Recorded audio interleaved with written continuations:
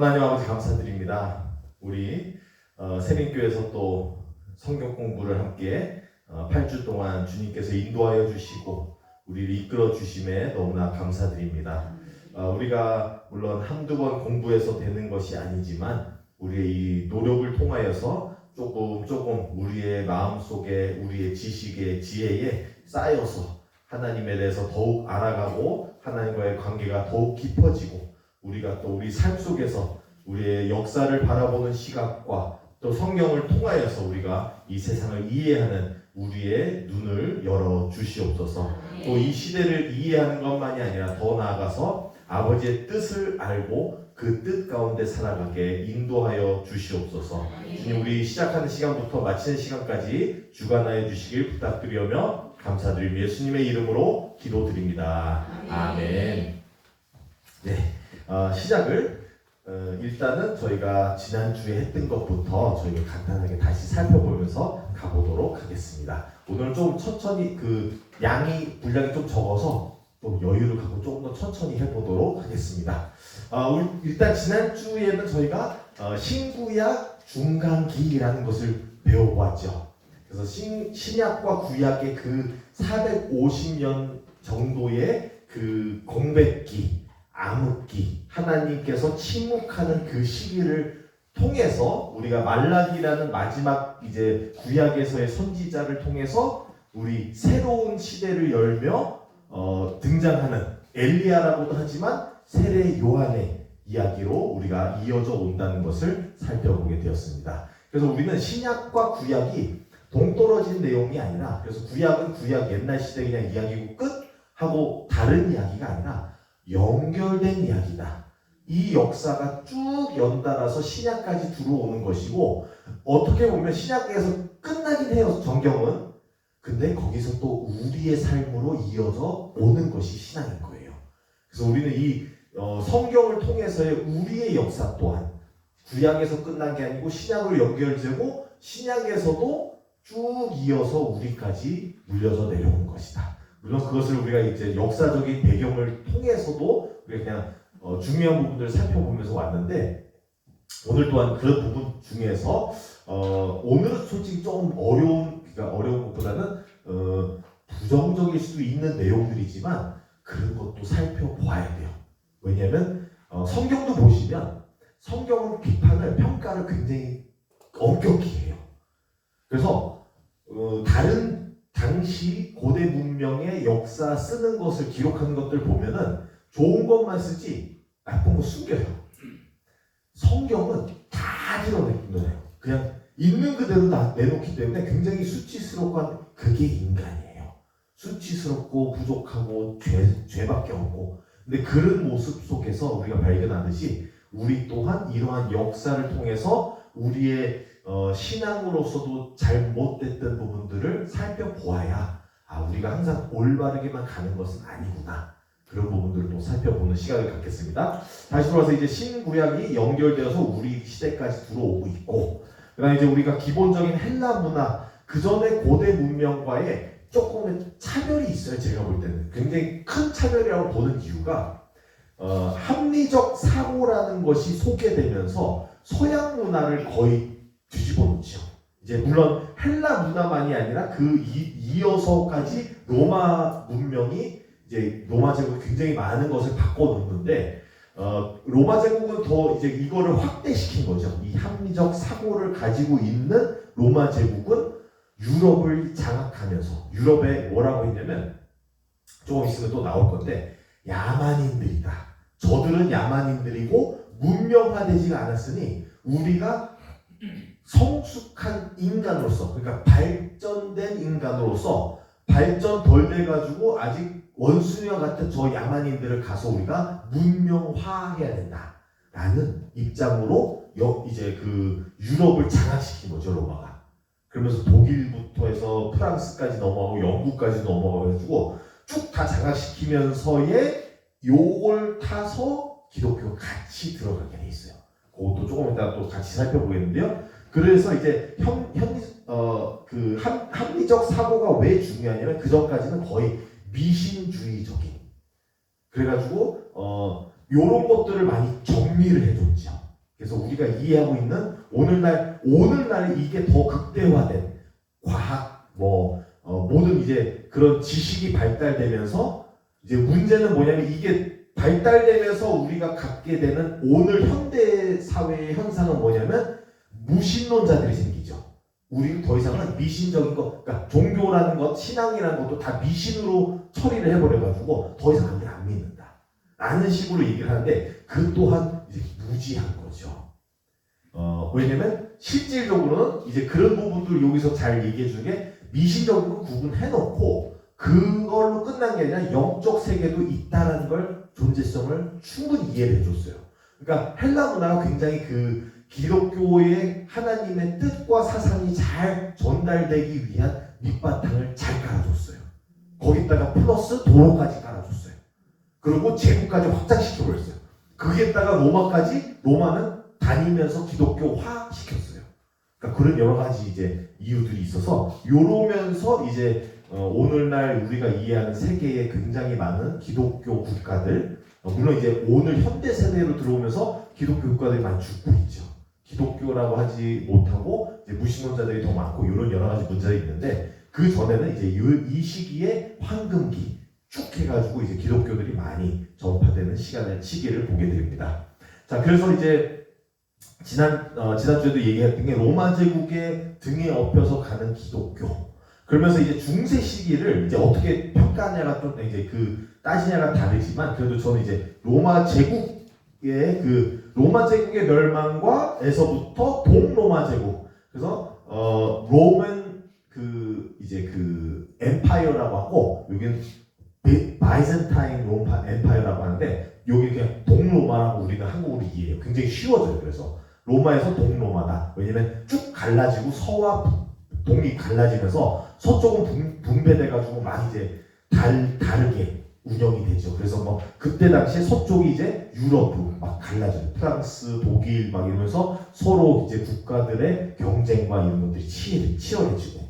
그리고 동로마는 아직 동로마 제국을 유지하면서 어떻게든 끝까지 가보려 하는데 요게 로마 제국이 망하고 동로마 제국까지 망하는 이 정도의 시기를 우리가 중세 시기가 굉장히 비슷하게 맞물려요. 그래서 이제 이런 시기를 통해서 우리가 또 중세라는 게 또 다른 면에서 또 암흑기이고 하잖아요.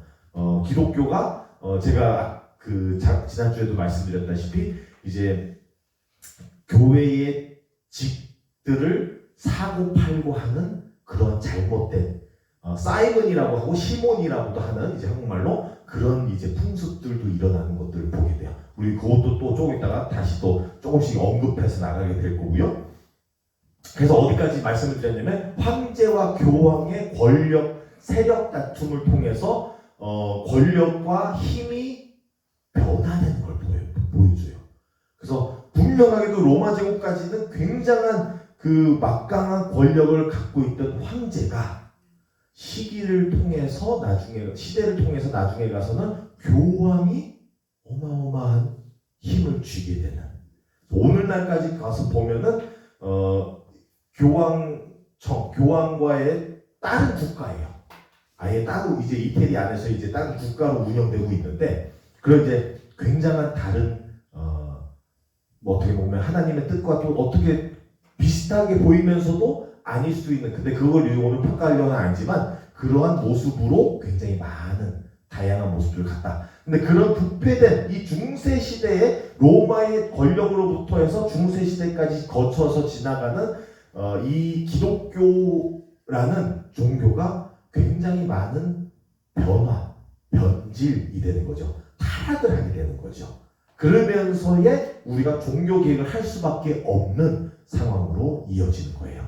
교황들이 자기의 권력과 자기 말이 하나님의 말씀인 것 같이 하면서 그 당시 중세 때는 이제 또 예배를 드리나 미사를 드릴 때에 보면은 라틴어로 성경이 돼 있으니까 라틴어로 그냥 쭉쭉쭉 읽어요. 근데 전체 유럽이 라틴어 사용 안 하거든요.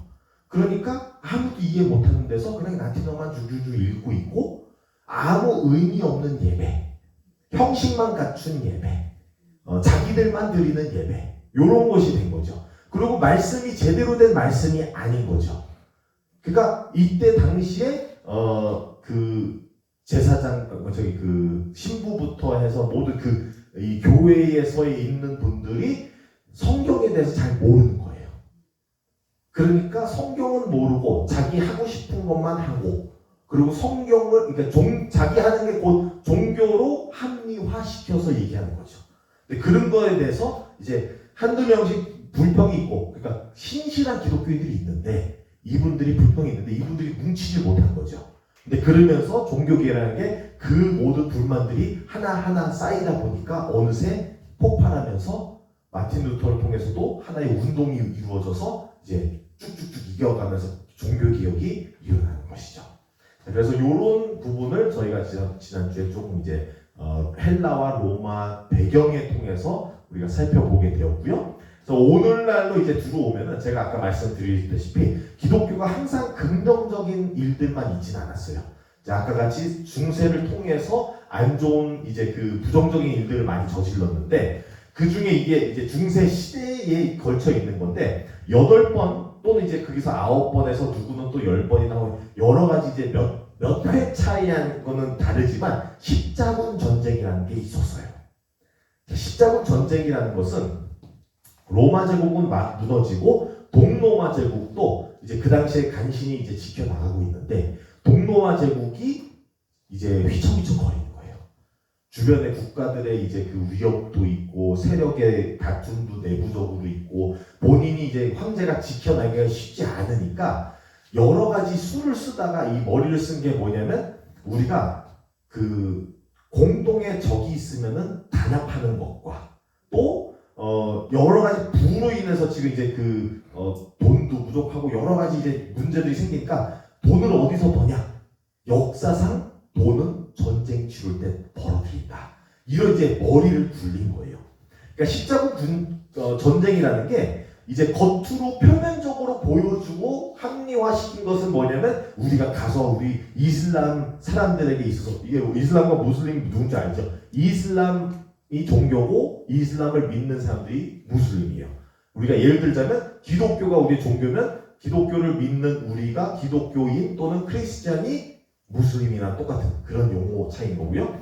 그래서 성질을 그들이 뺏어갔기 때문에 우리가 다시 가져와야 된다. 우리 걸로 해야 우리가 제대로 된 예배와 그 성질을 더럽혔던 저 이방인들, 이교도들 우리가 쫙 밀어내고 우리가 다시금 하나님의 성을 쌓아야 된다. 라는 이런 얘기들, 화려하고 그럴싸한 얘기들을 막 하는 거예요. 그래가지고 이제 사람들을 막 이제 동원시켜가지고 가가지고 십자군 전쟁을 치른 거죠. 그래가지고 전쟁을 치르는데 이제 이게 되게 아쉬운 게 이런 면으로서 잘못된 목적과 잘못된 방향으로 전쟁이 치러진 경우들이 역사상 굉장히 많아요. 그래서 이러면서의 이제 마치 부흥 운동인 것처럼 가정 하에 가서 전쟁을 치렀지만 실제 그 안에 있는 것은 약화되고 있는 동로마 제국과 그 안에서 해결돼야 되는 많은 문제들을 우리가 밖으로 해가지고 해결해보자 라고 하면서의 정치적 요소가 굉장히 컸다는 거죠. 오늘 현대와도 똑같아요. 정치적인 것들 안에서 해결하다 보니까 종교라는 것도 탓하고, 종교도 탓할 때도 있고 원망할 때도 있고 적으로 돌릴 때도 있고, 뭐 또 때로는 자기가 뭐 그 투표를 얻어야 되거나 뭐 여러 가지 또 아쉬운 점이 있으면 또 가가지고 자기는 기독교인이라고 뭐 이런 것들이 많이 존재하고 있잖아요. 똑같아요. 종교는 그러니까 정치적인 요소로 사용할 때가 많았다. 종교라는 거죠. 제가 항상 이제 좀 분리시키는 게, 신앙, 진정한 신앙과는 분명히 다른 목적으로 사용되는 도구와 같이 할 때에 저는 그냥 주로 종교라고 많이 얘기할 때도 있습니다. 그러면서 이제 그 감소되고 있는 용병들이 십자군 전쟁 8번 정도 치르면은 이게 왜 전쟁을 하고 있지? 이러면서 동기부여가 안 돼요, 나중에는. 그러니까 용병들이 줄어가요. 급격히 줄어가고 더 이상은 가서 이 십자군 전쟁을 치러야 되는데 치를 수가 없는 상황들이 되니 용병들이 줄어들고 있으니, 그래가지고 뭘 하냐면 동기부여를 하기 위해서 또 말도 안 되는 종교들 도구로 삼아서 뭐라고 하냐면, 너희들이 가서 성질을 우리가 다시 가져오는 그 거룩한 싸움을 너희가 싸우면, 그래서 십자군이라고 하면 너희가 그렇게 한다면은 너희는 천국에서의 너희 무조건 그냥 천국 가라는 이런 얘기를 하는 거예요. 조금 또 다르게 말한다면 이슬람에도 비슷한 게 있죠. 좀 극단적인 쪽이 있는데 이슬람 다르지 않아요. 근데 극단적인 파에서는 자기네들이 자살을 하더라도 폭탄을 가지고 뛰어들면 너희는 무조건 직속이야. 너는 천국 가라는 확보된 거예요. 이게 그러니까 이런 식으로 동기를 하는 거예요. 그래가지고 너희는 가서 십자군 전쟁에 너희가 참여하면은 너는 무조건 너와 더 해줄게. 그러니까 이 장사인 거죠. 너만 아니야. 플러스 원이야. 너가 원하는 가족들도 다 같이 천국 가게 해줄 거야. 이런 식으로 하면서 이게 진화가 된 게 나중에 가서 이게 뭐냐면 면죄부라는 게 생기죠. indulgence라고 하는데 면죄부를 판매를 해요. 이거 뭐냐면 이거 사면은 천국 가인 거예요. 천국 티켓을 팔았다는 거죠. 이게 이 흐름을 보면은 알겠죠. 어떻게 해서 이 흐름으로 해서 당연시 그러니까 어쩌면은 이제 마케팅이 그까지 간 거죠. 종교를 이제 그냥 대놓고 종이 쪽지로 팔아넘겨서 돈을 교회로 끌어모으는 작업. 이렇게 하면서 이제 잘못된 길을 가게 되는 거죠. 그래서 시작부터가 잘못된 것들을 하는데 이거를 제대로 잡아줄 만한 그러니까 항상 교회라는 것은 빛과 소금이 되어서 잘못된 길을 가게 되면 그거에 대한 얘기도 해야 되고 깨어 있어야 되는 사람들이 있고 깨어 있는 사람들이 깨어 있는 비판을 해야 되는데 문제는 전체가 타락을 해버리면 깨우쳐 줄 사람이 없는 거예요. 깨우쳐 줄 사람이 없었던 것도 아니겠지만 얘기해도 듣지도 않는 거예요. 그래서 그냥 큰 기차가 자기 죄 질러 간다 하고 그냥 밀어붙이고 가는 거예요. 남의 얘기 안 듣고. 그게 이제 갈 대로 가는 것들이 이제 이제 시대와 교회나 조직과 이런 것들이 이렇게 되는데 이런 모습이 역사 속에서도 이렇게 우리가 등장하면서 배울 수 있다는 것이죠. 자, 그 다음에 이제 중세 시대를 좀 넘어 들어오면서 근대 시대를 들어갈 때 보면은 이제 중세가 좀 마지막 바지에 이게 뭐가 생기냐면 너무 이제 유럽 안에서 치열해요. 서로의 다툼과 이제 분쟁, 서로들이 이제 권력 투쟁이 너무 심하다 보니까 그 좁은 땅덩이 안에서 많은 나라들이 싸우다 보니까 주로 대항해 시대를 여는 나라들이 뭐냐면 이 유럽이 제 지도를 안 갖고 왔네. 유럽에서 맨 끝까지 그래도 최대한 바다에 빨리 저쪽 대륙으로 들어가려니까 대륙이 너무 치열한 거예요. 그래가지고 밖으로 우리가 좀 뭔가를 찾아보자 해서 나가게 되면서 제일 주로 선도했던 게 이쪽 끝무리에 누가 있어요. 스페인 다음에 끼어서 대륙까지 들어가지 못하는 나라가 있어요. 포르투갈이죠. 밖으로 나가는 거예요. 그리고 뭐 이태리도 딱히 답이 없으니까 이태리도 그러고 그래가지고 유럽들이 이제 영국도 솔직히 대륙을 들어오기 힘드니까 이제 밖으로 나가고 하면서 다 저쪽이나 아래에서 대항해의 시대를 여는 거죠. 그걸 이제 영어로는 Age of Exploration이라 해서 우리는 그냥 바다를 통해서 이제 살펴보는 이런 느낌으로 하죠.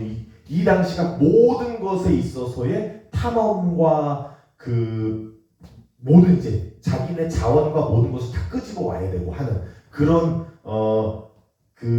사업으로 본다면 사업을 시작하기 위한 굉장한 사전 조사를 해서 쭉 들어가는 거예요.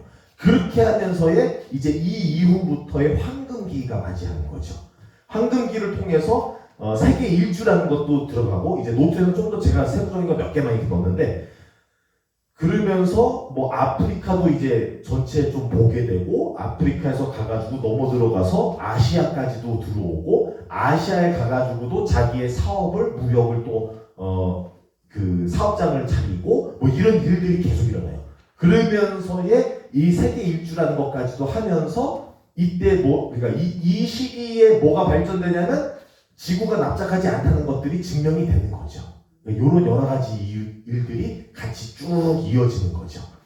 그러면서의 이 대항해 시대다라고 했을 때 이 대항해 시대를 누가 가가지고 땅을 보고 이제 우리가 이게 몰랐던 곳을 우리가 찾았다라고 하잖아요. 그게 누구냐면 유럽이지요, 유럽.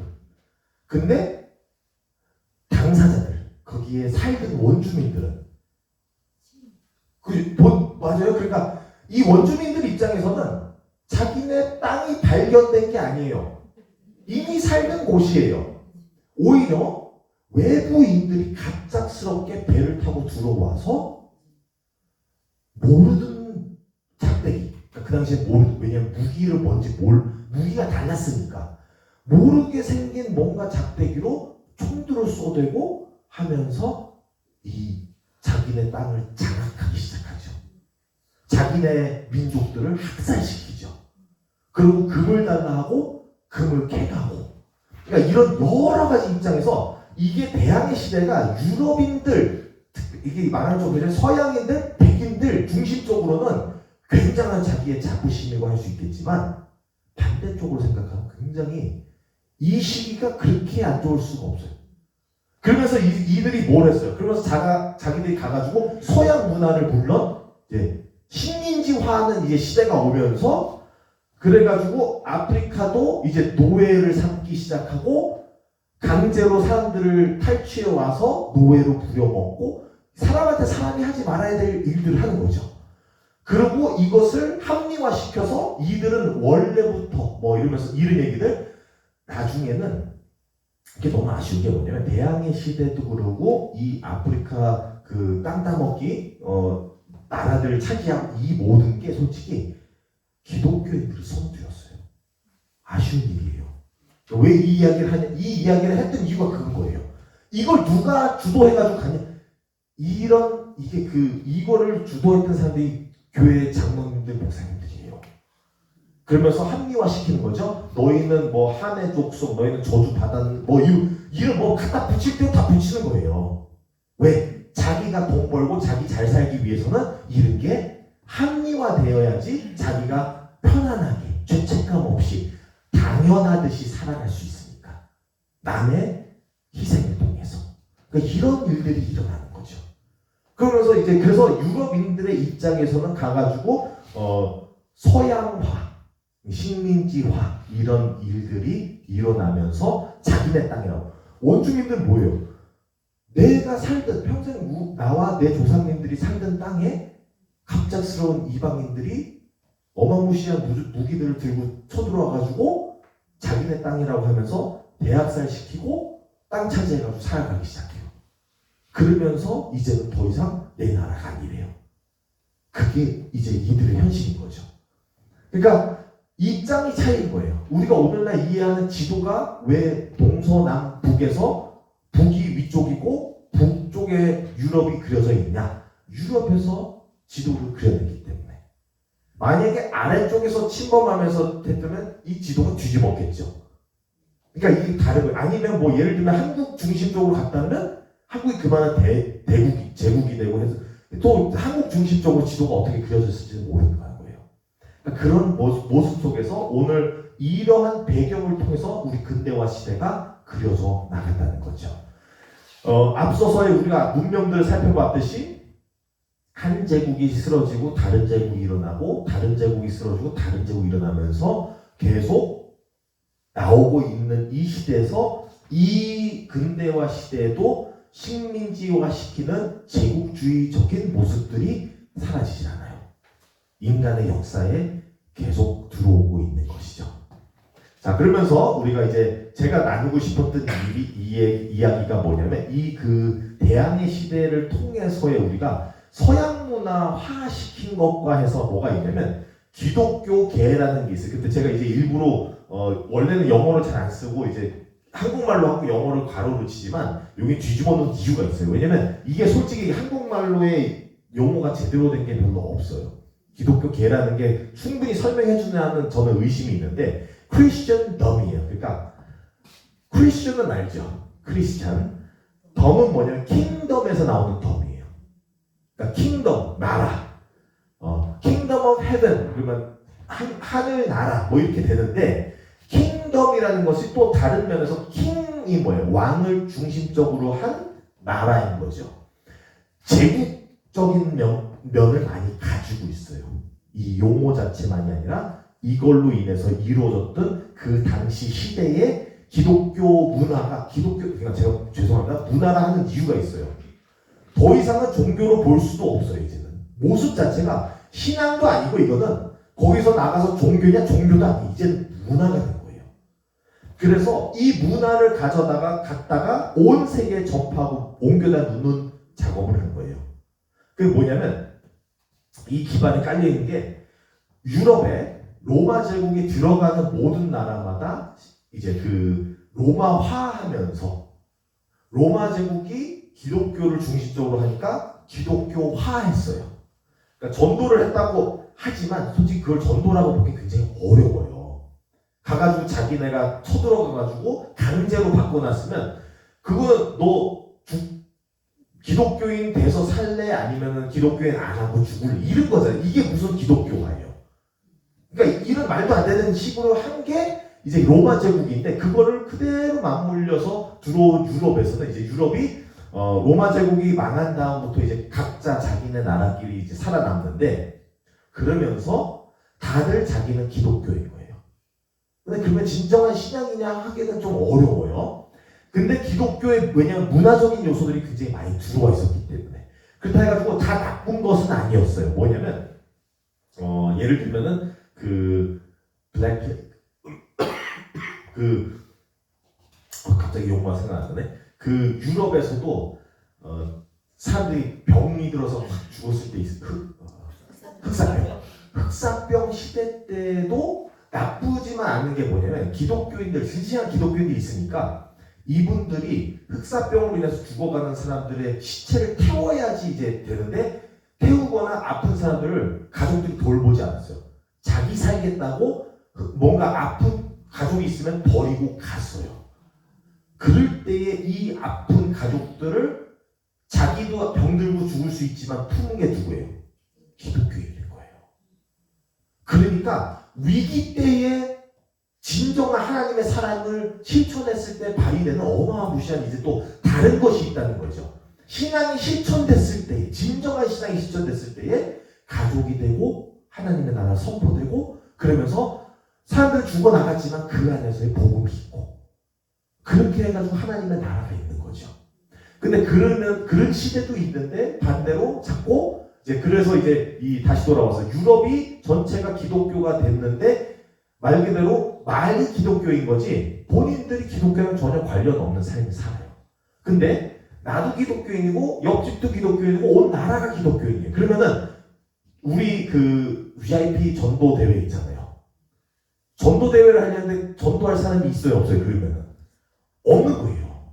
그러니까 유럽에서는 전도를 해야 되는데 전도할 나라가 없어요. 전도할 사람이 없어요. 다 기독교인이라는데 어디로 가야 돼요?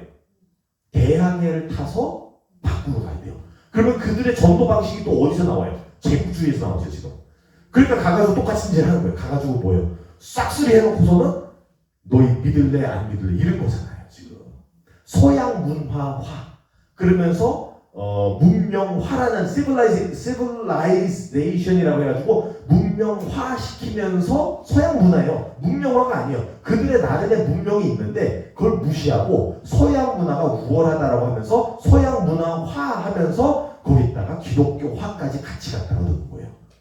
그러다 보니까 원주민들이 그걸 당하는 사람들 중미, 남미 이런 쪽에 있던 분들이 대부분 기독교인이 되기가 어려웠던 이유 중에 하나가 뭐냐면 자기네 민족을 학살하고 자기네 땅을 가져간 사람들이 믿는 종교인데 왜 내가 그걸 믿어야 돼?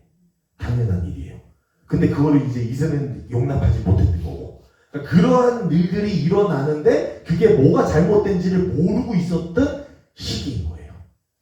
대항해 시대라고 우리가 이 세상을 하나님이 만든 이 세계를 우리가 다 발견하고 있어. 그럴싸해 들리잖아요.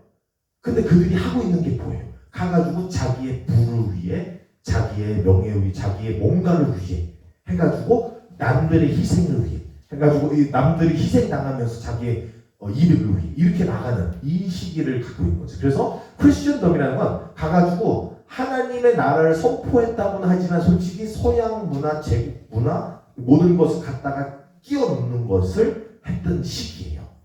그래서 굉장히 위험한 그래서 선교라고 하기에는 굉장히 그 두려운 객관적으로 봤을 때 이거를 선교라고 보기는 어렵다라는 평가를 할 수밖에 없는 이런 이제 선교도 아닌 선교가 됐던 거죠.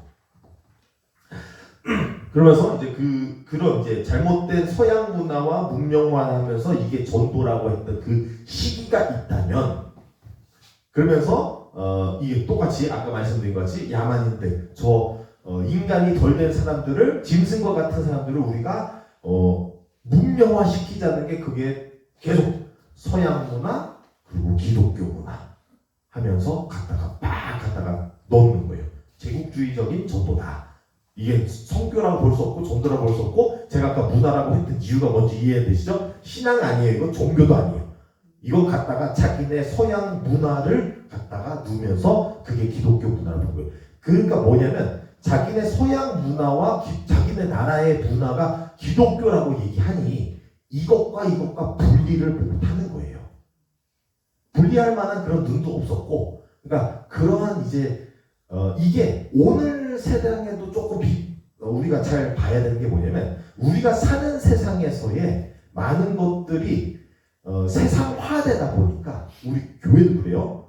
세상화되는 면에 있어서 우리가 분리를 제대로 안 한다면 교회에서의 진정한 신앙을 지켜야 되는 것과 본질과 또는 비본질과 세상의 것들이 들어오면서 우리가 잘못돼서 타협해서 들어오는 것들이 있을 수 있는데, 이걸 보기가 쉽지 않은 시대에 산다는 거예요. 똑같은 거예요. 그렇기 때문에 때로는 교회에서 한다고 하면서 막 이러는데 우리가 제대로 하나님 앞에서의 우리의 점검과 꾸준히 하나님의 뜻과 이걸 발견하면서 가지 않으면 어느 순간 교회라는 이름을 걸고 전혀 다른 일들을 하고 있다는 거죠. 자, 그래서 이러한 배경이 바로 크리스천덤이에요. 기독교 계라고 이제 한국말로 대부분 이제 제일 가까이 설명을 하지만, 저는 이제 이걸 설명하기 굉장히 어렵다고 봐요. 제국주의적인 서양 문화권에 등 엎여서 들어간 기독교다라는 거죠. 자, 그런 게 이제 그게 근대화 시대의 종교 방법이면서, 저는 그게 현대화 시대랑도 많이 다르지 않다고 하는 말씀이 뭐냐면, 2000년대에도 보면은 미국이 아까 십자군 전쟁과 똑같은 거예요. 미국이 테러와의 전쟁이다라는 것을 선포하면서 그럴싸한 얘기. 근데 이제 그 그럴싸한 얘기가 뭐냐? 저 이슬람권의 사람들이 세계의 평화를 망가뜨리고 있으니까 우리가 가가지고 우리 세계의 평화를 위해 하면서의 종교적인 내용을 가지고 갔는데, 근데 또 종교적인 얘기를 하면은 말이 안 맞으니까 필요한 거 그냥 갖다 넣었는데, 실제 속내는 뭐가 있었어요? 마음에 있는 건 목적은 다른 데 있어요. 기름 문제와 달러 문제인 거예요. 그런데 이거를 가리려고 해가지고 가가지고 막 전쟁 치르고, 중동에다가 막 전쟁 치르고 그러고 있는 거예요.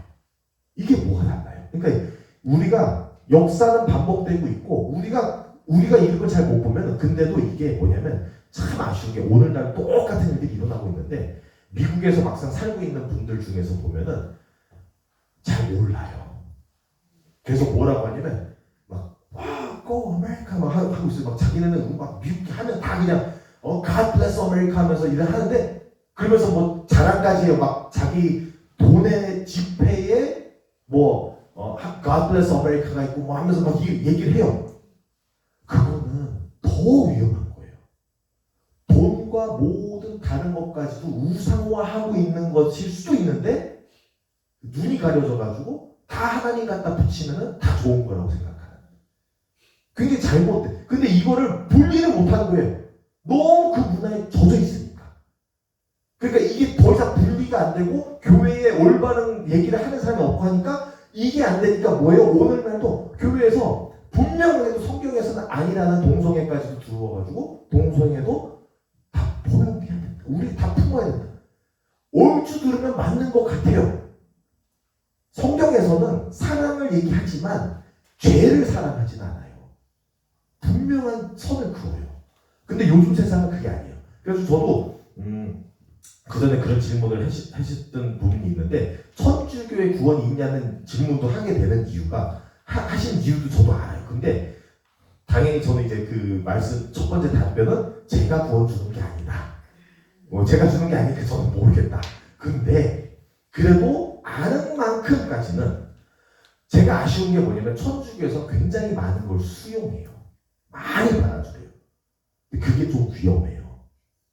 받아들일 면이 있고 서로 소통할 수 있으니까 그러니까 대화라고 하는데 자꾸 다이얼로그다 뭐 대화를 의사소통을 해야 된다고 하는데 맞는 말인데도 불구하고 좋은 걸 수 있죠.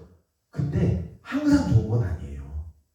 인간들이 뭉쳐가지고 서로가 이게 맞는 거라고 했다고 다 맞는 게 아니라는 거예요.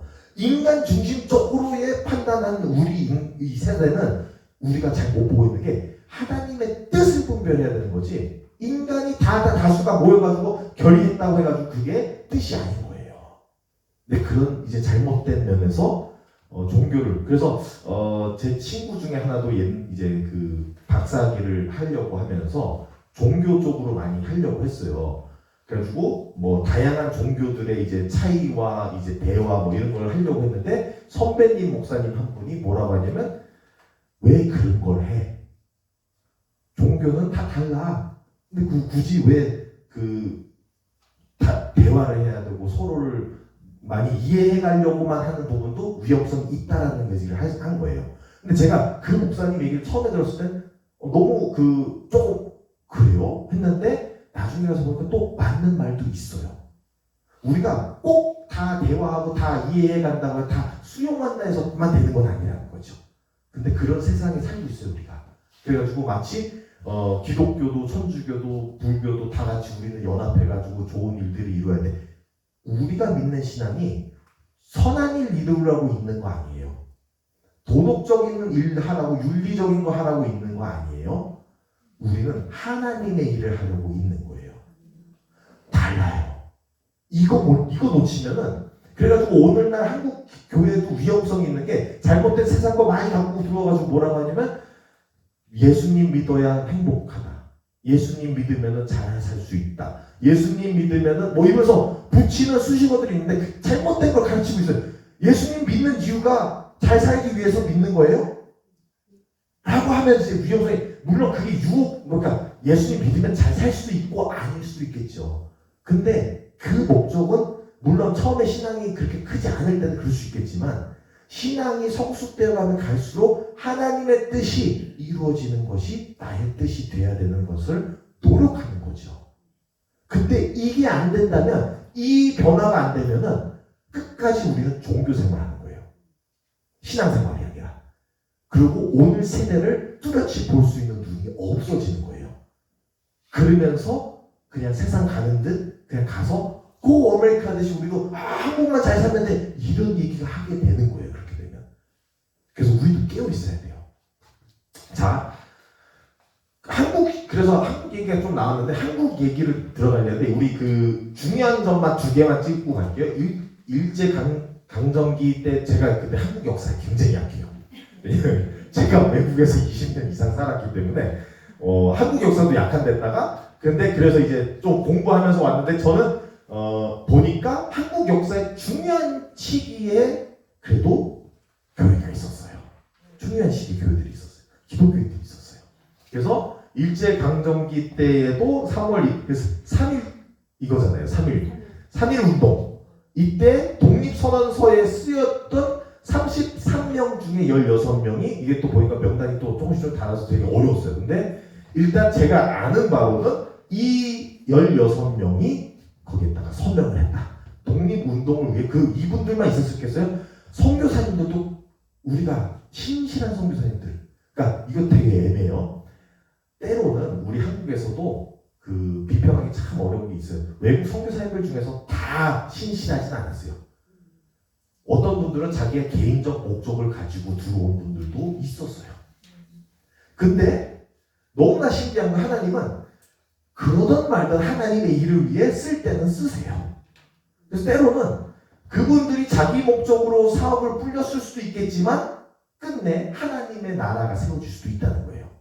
하나님 대단하신 분이에요. 그래서 그런 부분에서 우리 한국에 이 전쟁에서의 아무것도 없고 그냥 이제 다 뜯겨갔던 그런 나라 안에서도 학교가 세워지고 병원이 세워지고 교회가 세워지고 그러면서의 한국이 오늘날까지 오는 이 시기를 겪게 되는 거죠. 요거까지 그래서 한국전쟁 이후에 황폐된 이 땅에서 아무것도 없는 데서 시작을 해 나갈 때에 많은 분들의 희생과 그래서 저는 우리 그 새벽 기도에 중요하다고 하는 이 문화가 이때부터 시작이 됐다고 저는 생각이 들어요.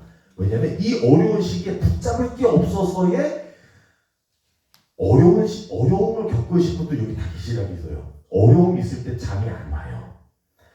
저보다 더 잘하실 거예요. 잠이 안 오면 뭐래요? 새벽에 눈이 떠져요. 피로는 피곤할 때도 피곤한데 잠이 못 와요. 너무 이 문제가 시달려서. 그러면 뭘 해야 돼요? 붙잡을 게 하나님밖에 없는 거예요. 새벽 기도가 될 수밖에 없는 거죠. 붙잡고 하나님 하면서 그 간절한 마음과 피와 땀이 섞여서의 오늘날 한국이 2000년대에 들어서면서 물론 88 올림픽이 있었고 그 이후로 쭉 2000년대에 들어와서 세계 경쟁권에 들어서게 되는 거예요. 이런 발전이 있는 나라가 없어요. 역사상 이런 짧은 시간 안에. 그래서 우리 한국이 겪는 문제 중에 하나가 외국에서 어떤 나라 가도 이해를 못할 수밖에 없어요. 왜냐? 한국이 굉장히 유별나고 독특해요. 짧은 시간 안에 굉장한 성장을 하다 보니 시대 차이라는 게 이렇게 크게 차이 나는 데가 없어요. 그래서 우리도 이렇게 새벽교회 보니까 더더욱 어르신들이 많으셔가지고 예배를 드리는 이 같이 성도님들과 예배를 드리다 보니까 전쟁을 겪었던 분들부터 해서 모든 시대가 오늘날 전쟁이 뭔지도 모르고 살아가고 있는 이 시대까지. 그래가지고 최근에 저기 초당 모임 때 한번 갔더니 뭐라고 부르시냐면 우리는 그 후진국에 살던 사람들이고 우리 자식들은 선진국 애들이라고 당연히 말이 안 되지 이렇게 얘기하시는 거예요. 근데 그렇구나 이해가 되는 거예요. 이게 시대 차원에 문화 차 모든 게 다 들어가 있어요 그 안에. 그러니까 이 짧은 시기 안에 그만한 많은 분들을 갖다 놓기도 쉽지 않은데 특별히 더 작은 땅덩어리 안에 다양한 시대가 다 같이 맞물려 있어요. 그러면서 이 한국이라는 독특한 나라를 만들어내는 거죠. 근데 그 어려울 때마다 있었던 우리 기독교인들이 오늘날 어디 있냐까지 우리는 질문해야 돼요. 왜냐면 오늘날 선진국에 살아요. 다른 나라들이 한국에 돈 벌러 와요. 어느 나라 가도 제가 외국에 20년 이상 살 때도 가면은 너 어디서 왔니 물어보잖아요. 그러면은 지네가 답을 해요. 지네가 물어보. 너네 차이니즈냐? 차이니즈 아니에요. 자파니즈냐? 아니에요. 그 다음 몰라요. 한국이 없어요. 한국 코리아라 하잖아요. 그게 뭐야? 이래요. 그래서 저도 그런 시대에 있다가 조금씩 발전돼가지고 나중에는 그래도 안다는 사람은 뭐라 하냐면 코리아라 하면은 남이냐 북이냐 물어봐요. 그래도 많이 왔다는 거예요. 남북이라도 물어보면 많이 온 거예요. 그러다가 어느 순간부터 2000년대부터는 제가 살던 이제 저도 이제 다른 데 돌아다니다가 아프리카를 다시 남아공 돌아가 봤더니 제가 운전하는데 차 옆에 서서 옛날에는 맨날 차이니즈라 하더니 이제는 다 옆에 서더니 하는 얘기가 오빠 강남스타일하는 거예요. 와 그래가지고 다른 문화 세대가 세상이 달라요. 선진국에 살아요 우리는. 근데 선진국에 사는 만큼 오늘의 신앙은 어디가 있냐는 거죠. 그래서 이제 이게 역사를 공부하는 이유가 있잖아요. 이 역사는 이걸 다 되짚어 봐야 되는 거예요. 과거와 오늘 우리가 사는 현대를 이해하고 현대를 통해서 우리의 미래가 어떻게 보냐라는 것을 우리가 함께 살펴보는 건데 굉장히 어려운 속에서의 살던 우리가 오늘날 어떻게 하고 있냐. 근데 우리가 지금 쭉 역사를 살펴본 이유가 뭐예요? 이스라엘도 똑같잖아요. 신앙에서도 제가 그 헬라 로마도 뭐냐면 굉장한 박해 속에서의 그렇게도 끈질기게 자기 목숨 걸고 신앙을 지켰던 그 사람들이 로마 제국의 권력과 편안함을 얻으면서부터 다른 데를 가는 거예요. 사사시대가 반복되는 거예요. 그래서 이런 이제 역사를 통해서 오고 있는데 그래서 오늘 이거는 이제 그 전 세계가 겪고 있는 성장 시대를 우리가 지금까지 밟아왔다면 지금은 보지도 못하는 성장이 더 이상 성장할 수 없고 자본이 웬만한 거는 다 우리가 써먹었고 이제는 이제 쇠퇴기를 들어서 서야 되는데 한 번도 그걸 본 적이 없는 거죠. 그런 데서에 같이 들어오는 저출산율과 또 고령화, 또 이런 이제 기독교 쇠퇴기, 이런 우리 한국 교회만 해도 교회가 계속 문 닫고 있는 것과, 제가 신학 때 다닐 때만 해도 위기다 위기다 맨날 하는데 이제 그 위기가 진짜 들이닥쳐서 신학생들도 팍팍 줄고 있고 신학교도 이제 문 닫을 위기를 처해서 그런 논의들이 이루어지고 있어요.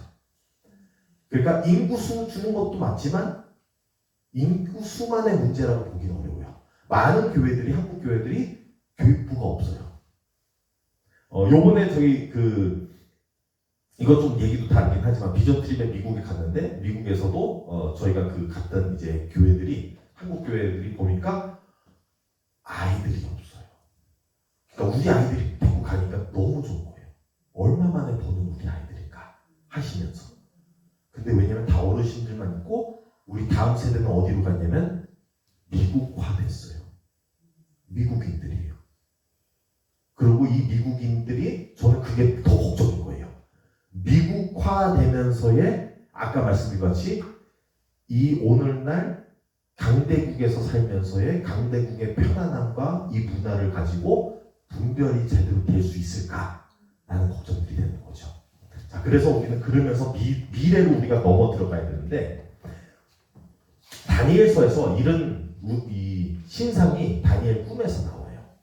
그러면서 이게 이제 미래에 올 왕국들에 대해서 현재와 미래를 같이 얘기하는 거라고 얘기하는데요. 다니엘서 2장에서 나오는데, 숭근 머리가 있고 은 가슴과 두 팔, 그리고 놋 배와 넓적 다리, 그리고 쇠 종아리가 있고, 요 마지막에 이제 흙과 볼이 섞인, 흙과 쇠가 섞인. 근데 자, 여기서 그래서 이 당시에 이 바벨론과 페르시아 제국의 시대에 살고 있던 다니엘이 이 신상을 꿈꾸면서의 본인이 이제 해석이 들어가죠.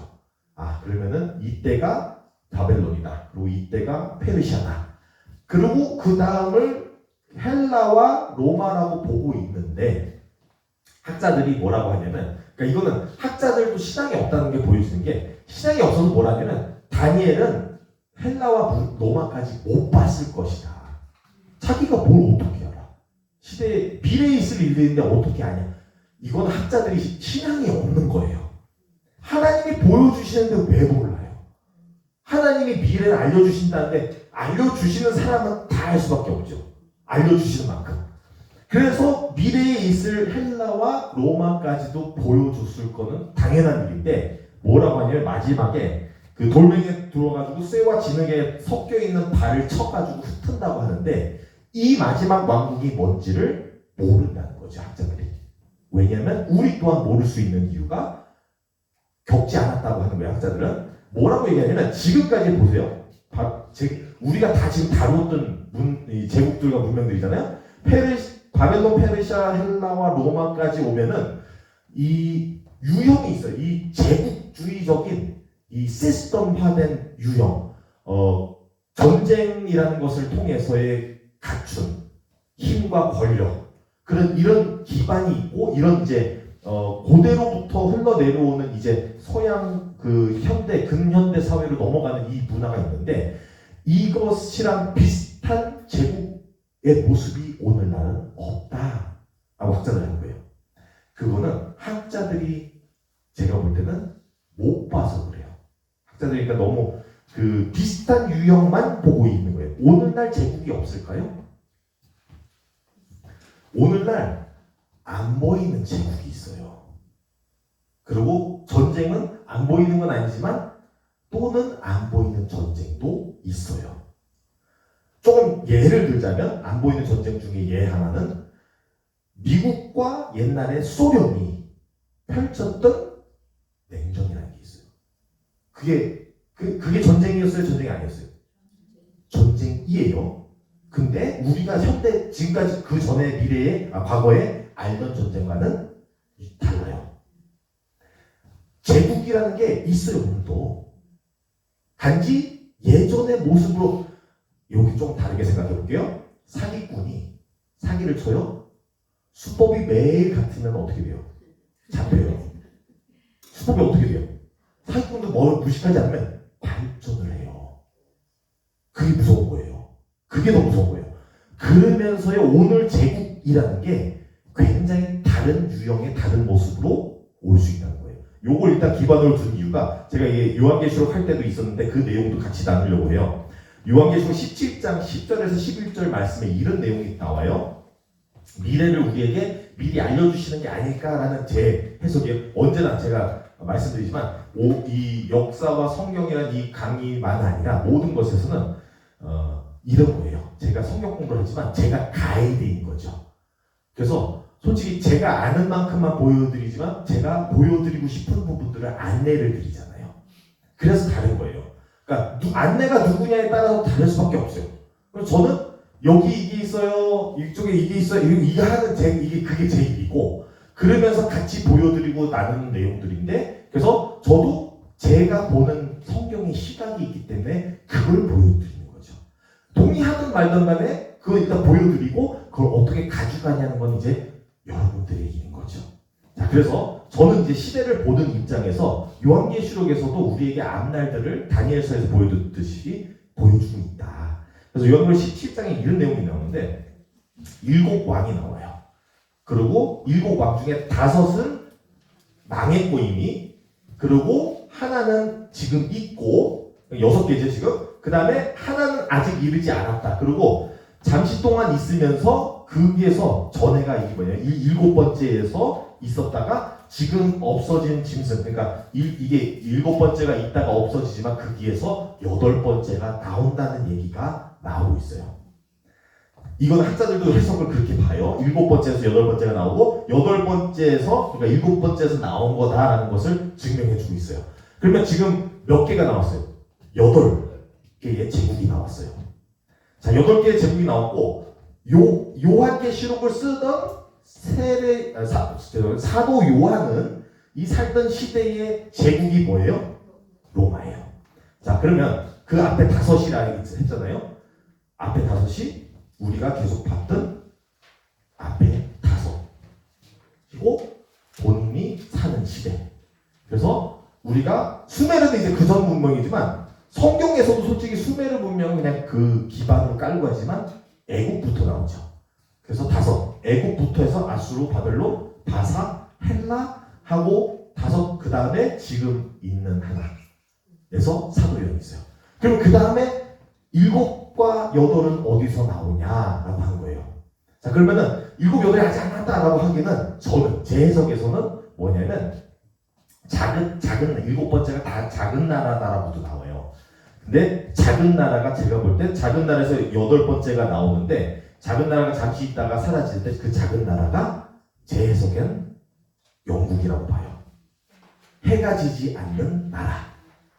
대항해 시대 때에 많은 나라들도 있었지만 전 세계의 식민지와 겸 제국을 만들었던 나라. 그리고 그 사람들이 나중에 새로운 땅을 찾아 나서가지고 가게 돼서 만든 게 어디예요? 미국인 거죠. 그러면서의 8번째가 나라가 나오고 요한계시록에서는 8번째 나라를 멸망으로 가는 나라라고 해요. 그러니까 어떻게 보면 8가지만 얘기하고 더 이상 얘기 안 하는 이유가 여기까지 다인 거죠. 더 이상은 없다 이인 거예요. 그렇게 해가지고 요한계시록에서 마무리가 되면 저는 이제 저는 몰라요. 저도 모르고 학자들도 몰라요. 이 그 다음 세대가 돌멩이가 다니엘 신상같이 돌멩이가 와서 쳐가지고 흩어놓은 게 이 땅에서의 이루어질 나라를 준비하는 것인지 아니면 저 땅에서 일어날 나라를 준비하는 건지는 저도 잘 몰라요. 어디까지고 0이고 어디까지 6인지 잘 몰라요. 근데 분명한 건 있어요. 우리가 사는 피조 세계가 망하는 건 맞아요. 그건 분명해요. 근데 그 이제 하나님의 나라가 그래서 이제 임할 때가 이 세상을 다시 새롭게 해서 만들어지느냐 아니면 다른 세상에서 만들어지느냐 이거는 저도 잘 몰라요. 우리 다 가봐야 알겠죠? 근데 그런 면에서 일단 분명한 거는 여기서부터 마지막이 있다라는 것을 봤을 때만 이렇게 보면은 오늘날 우리가 생각 못하고 있다가 오늘 정신이 번쩍 드는 거예요. 왜냐하면 우리가 만약에 이쪽에 살았으면 아직 남았어 라고 할 수 있잖아요. 이제는 벼락치기예요. 그리고 요즘 세상 돌아가는 거 아시죠? 무서워요. 요즘 어떻게 돼갈지 몰라요. 굉장한 그 변화가 올 시기. 코로나도 뭐예요? 우리가 전에 보지 못했던 거죠. 물론 흑사병이 있었잖아요. 흑사병이라는 게 이거랑 좀 비슷한 면이 있었나 보다 라고 저희가 샘플로 맛볼 수 있었던 게 코로나였던 것 같아요. 사람들이 죽어나가니까 공포에 휩쓸려가지고 다들 집 안에 들어가 있고 마스크 쓰고 다니고 이런 일이 언제 있었어요. 근데 그게 우리 세대 때 일어난 거예요. 그럼 앞으로 무슨 일들이 또 일어날지 몰라요. 자, 그래서 제가 마무리를 지으면서 결론으로 나가려고 해요. 그래야지 또 저희도 수료증은 나가는데 좀 언제나 좀 아쉬운 면이 저도 이제 많이 느끼는 게 전체 큰 그림을 그려드리려고 하다 보니까 제가 항상 저는 세부적인 거는 할 수도 있는 작업이지만 저는 언제나 큰 그림부터 보지 못하면 작은 그림 보기 어렵다고 봐요. 숲부터 알아야 나무로 들어가지만 나무부터만 들어가면 숲을 모르면 길을 잃어버려요. 그래서 저는 항상 성경의 목적이 뭐냐면 숲을 그려드리는 건데 그러다 보면은 좀 광범위할 수밖에 없는 이유가 뭐냐면 전체를 보여드려야 숲이 보이기 때문에 안 그러면 숲이라고 부르지 않죠. 나무라고 부르죠. 그러다 보니까 세부적으로 들어가기 굉장히 저는 이제 아쉬운 점이에요. 세부로 들어갈 만한 시간과 이게 없을 수 있어요. 하지만 저는 전체 그림을 계속 그리다 보면 솔직히 그 전체 그림 알잖아요. 여러분들이 나무를 볼 수 있게 될 때가 있어요. 전체 그림이 보이다 보면. 근데 나무만 제가 항상 설명하잖아요. 옆에 나무를 못 알아봐요. 그게 현실이에요. 제가 말하는 건 그게 아니에요. 전체를 보면은 여러분들이 전체에서 이쪽에서는 이런 나무가 있고 이쪽에서는 이런 나무가 있고 이 나무에서 이 나무까지가 어떻게 해서 갔는지가 보여야 나머지가 다 보이는 거예요. 그래서 저는 항상 이걸 하려다 보니까 저는 항상 대하는 마음이 뭐냐면 새로 시작하는 분들이다. 물론 다 알고 계신 분들이지만 저도 같이 해서 이 여정을 새롭게 시작해요. 그래야 처음부터 해가지고 마무리를 져야 이제 이게 하나의 마무리가 되고 큰 그림이 되지. 중간부터 시작해가지고 중간에 끝나면 그 영화 볼 때 그런 거 있잖아요. 이미 두 번째 영화니까 앞에 걸 아는 줄 알고 시작을 했더니 내가 앞에를 모르니까 무슨 내용인지 몰라요. 그러다가 세 번째가 나와야 되니까 막 중간에 멈췄어요. 그러니까 영화를 보고 나도 찝찝해요. 내가 뭘 본 거지? 하는 그게 아니라 전체를 보여드리다 보니까 시간과 이런 여러 가지가 좀 약한데 그래도 이해해 주시고 따라와 주시는 거 너무나 감사드립니다. 제 목적은 항상 큰 그림을 보여드리기 위해서 하고요. 역사 공부라는 것을 우리가 하는 이유가 이제 그런 점인 거죠. 큰 그림에서의 과거를 알아야 오늘의 나를 안다 라는 부분에서 과거를 우리가 잘 이해해야 오늘의 우리가 겪고 있는 것과 우리가 과거에서 배웠던 점들에서 잘하고 있는 것과 과거에서 했는데 오늘 여태까지 못하고 있는 게 뭔지 구분이 될 거 아니에요. 그래서 그런 부분을 살펴보는 것이 중요하고 그럼으로써 우리가 앞날에 대해서 우리가 어떻게 준비하며 개선하면서 나아갈 수 있느냐까지 가야 되는 것이죠. 그래서 과거만 본다고 중요한 게 아니에요. 과거를 어떻게 잘 제대로 평가를 하고 해석하고 그거에 대한 발전을 이루어 나가냐는 거죠. 성경 똑같아요. 성경 아무리 봐야 성경을 과거 중심적으로만 보면은 우리 다 죄인이라는 것밖에 안 돼요. 근데 거기서 더 나가야 돼요. 죄인인데 그래서 예언서가 있는 거죠. 예언서가 뭐예요? 죄인인데 너에게 심판도 있지만 희망도 있다. 메시아라는 사람 분을 보내줄 것이다. 이렇게 되버린 거죠. 그러면서 우리가 미래지향적으로 또 한번 보게 되는 것이죠. 그러면서의 구원을 바라고 하는 것과 같이 우리에게도 과거 공부만 하는 게 아니라 그렇다 해서 현재 중심적으로만 살아도 안 돼요. 현재 중심적인 사람들 알죠. 오늘만 사는 사람들. 그러면은 뭐냐면 내일도 상관없고 미래도 그러니까 내일 올 게 상관없으니까 오늘 나만 잘 살면 돼. 이 굉장히 위험한 거예요. 그런 분들이 오늘 세상을 많이 망가뜨리고 있어요. 왜냐? 내일을 살 사람이 누구예요? 나의 자식들인데. 그러면 내일 내 자식들이 살 세상은 만들어 놓거나 아니면 뭔가 덕이 되게끔 하고 가야 될 거 아니에요. 근데 나만 잘 살린다고 내 자식도 생각 안 하는 거예요. 굉장히 위험한 거예요. 그래서 내가 있을 때까지만 무슨 일 없으면 돼. 이 굉장히 이기적인, 부모도 아닌 이런 생각하면서 살아야 안 돼요. 그리고 너무 미래 중심적으로만 살아도 안 돼요. 그러면은 뭐냐면 오늘 현재를 안 살아요. 그래서 미래의 것들, 그런 분들 있죠. 너무 맨날 미래지향적이어가지고 아유 나 천국 가고 싶어, 천국 가고 싶어. 오늘을 천국을 왜 못 누리면서? 그러면 천국 가봐야 뭐 별일 있을 줄 아는 거예요. 아니에요.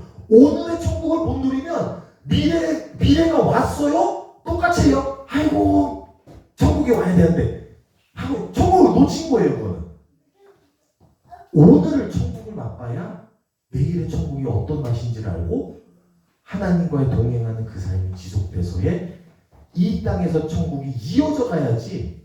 이 땅에서 천국이 없으니까 나는 저 천국만 바라야 돼. 물론 위기상황과 굉장히 고난과 여러 가지 속에서는 그거를 누릴 수밖에 없겠지만 항상 그거 아니에요. 항상 전쟁 아니에요. 전쟁이 아닌 데서 전쟁같이 살아가는 것도 위험하다는 거죠. 그래서 너무 미래지향적이도 안 돼요. 그래서 그런 과정 속에서 우리는 역사 공부를 해야 되는 거죠. 자, 그 다음에 제가 성경을 빠뜨리지 않고 역사 공부만 했으면 솔직히 우리가 학교 가서 공부해야죠. 성경을 왜 공부하냐? 성경을 해야지만 성경을 통해서의 하나님의 시각으로 역사를 보는 거예요. 우리가 그걸 놓치면은 솔직히 아무 의미가 없어요. 우리가 살아가는 세상 현대와 미래까지도 과거도 그러고 우리가 하나님 중심적으로 봐야 되죠. 왜냐?